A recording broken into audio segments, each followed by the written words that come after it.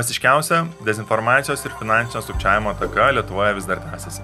Pristatome trečią tyrimo dalį, kurioje fiksuojame, kaip šie kibernetiniai sukčiai išnaudoja maskuotės technologijas. Užfiksavome, kaip kibernetiniai sukčiai, kuriuos pavadiname APT We Redirect, meta platformose leidžia daugiau negu 1000 reklamų, dažniausiai apsimesdami Lietuvos žiniasklaidos priemonėmis. Štai pavyzdys.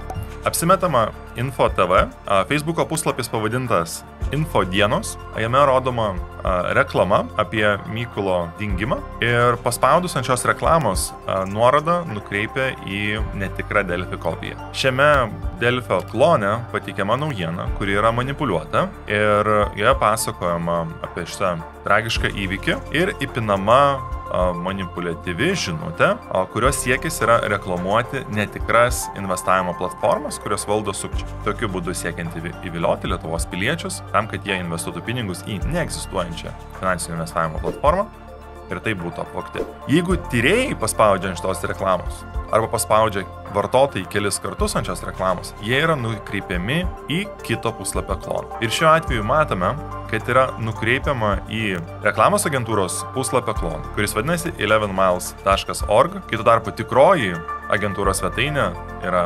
11miles.com. Šiuo būdu sukčiai nukreipinėdami tarp Delfio klono ir agentūros puslapio klono, tokiu būdu slapstosi ir dangsto savo pėdsakus.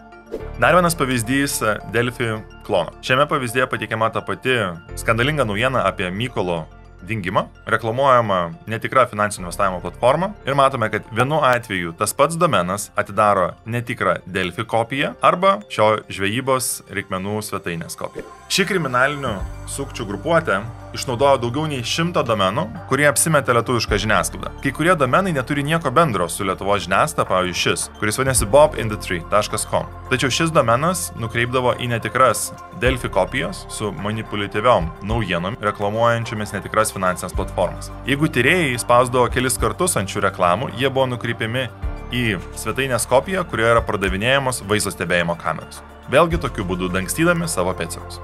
Dar vienas šios kriminalinės grupuotės išnaudotas domenas, kuris apsimetė Delfi, vėlgi skleidė manipuliatyvias naujienas ir lygiai taip pat matome, kad sukčiai galėtų dangstyti savo pėdsakus, jie iš šito domeno to pačiu nukreipinėdavo į Klaipėdos irklavimo centro puslapio kopiją.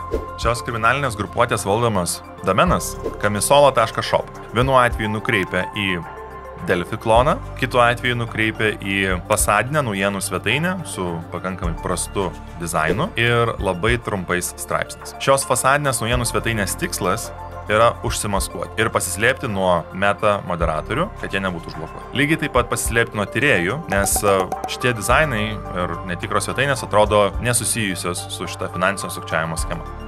Inost.shop. Dar vienas pavyzdys, kai domenas yra tas pats, tačiau užkraunama skirtingo dizaino svetainės. Vienu atveju užkraunama netikra Delfi kopija, kuri reklamuoja netikras investavimo platformos, kitu atveju nukreipiama į fasadinę netikrą naujienų svetainę. delf-n1.shop. Labai įdomus pavyzdys. Šiuo atveju sukčiai jau yra išnaudoję šitą reklamą, jinai yra pasibaigusi ir paspaudus nuorodą jinai pirmiausia nukreipia į būtent netikrą fasadinę naujienų svetainę, kuri yra labai prastos kokybės, labai trumpomis naujienomis, nuotraukos pavogtos iš fotobanko. Tačiau tyrėjams spėliojant nuorodos kelią ir keičiant nuorodos kelią prie šito domeno, matome, kaip galima atspėti nuorodas, kurios nukreips jau į Delfi kopiją. Mūsų tyrėjai atrado, kad šie kibernetiniai sukčiai fiksuoja kiekvieno paspaudimo IP adresą, šalį ir kitus techninius parametrus ir priklausomai nuo to yra užkraunamas skirtingas turinys. Mūsų tyrimas atskleidė, kad jeigu tai yra paieškos sistemos botas arba Facebooko moderatoriai arba tyrėjai, kurios spaudžia daug nuorodų. Tokiu atveju jie yra nukreipiami į įvairių svetainių kopijas ar klonus. Tai gali būti svetainės e-parduotuvės, gali būti paslaugų svetainės, gali būti agentūrų svetainės, kurios niekom nėra susijusios. Tuo tarpu, jeigu yra fiksuojama, kad paspaudė tikras žmogus, pavyzdžiui, Lietuvos pilietis su lietuvišku IP adresu pirmą kartą, jis yra nukreipiamas į netikrą, pavyzdžiui, Delfi, LRT kopiją, kuri reklamuoja netikrą finansinį investavimo platformą. Ši kriminalinė grupuotė veikia tarptautiniu masteliu. Šiame pavyzdėje matome, kaip tas pats turinys yra išverčiamas į įvairias kalbas. Šiuo atveju lietuvių ir lenkų kalbas. Matome, kaip naudojamos tos pačios nuotraukos, tie patys kodai, tie patys banko adresai ir panašiai. Tokiu būdu galime susijęti, kad tai yra ta pati kriminalinė grupuotė, kuri valdo šios skirtingomis kalbomis esančius domenus. Šie kriminaliniai sukčiai ženkliai išnaudojo Lietuvoje gerai žinomų įmonių pavadinimus. Ignitis prekės ženklas buvo išnaudotas tiek ir kūrė netikras finansinės investavimo platformas, tiek ir netikrus Facebooko puslapius. Lygiai taip pat buvo nukopijuota Ignitis svetainė, panaudotas domenas ignitisbaltic.com.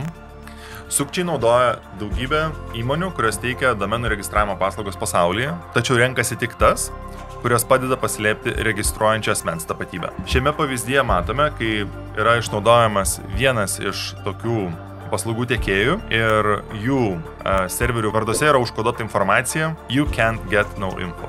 Reiškia, kad jūs nerasite čia informacijos.